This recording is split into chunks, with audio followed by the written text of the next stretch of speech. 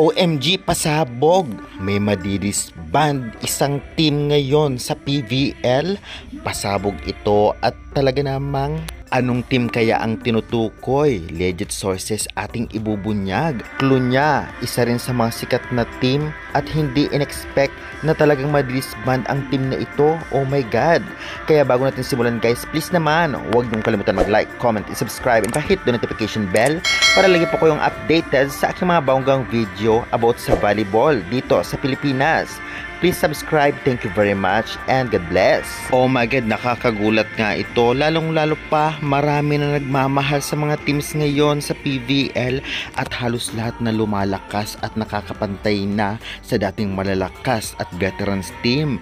Ngunit may isa raw na talagang hindi makapag-participate next conference o di naman kaya disband na. Ito ay galing nga sa isa sa mga legit sources pagdating sa volleyball dito sa Pilipinas at isa sa mga chekadora at maaasahan nating marites na page. Ito ay si Mother Lily Yu. Based nga sa kanyang post na magkasunod ay latest ito.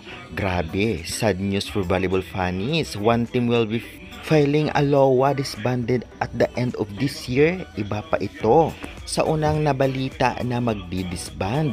Yakap mahigpit sa mga kumari ko dyan. Grabe, mukhang may sign ang kanyang sinasabi. At kung kaya nyong hulaan, i-comment mo nga dyan sa baba. May isa pang post dito.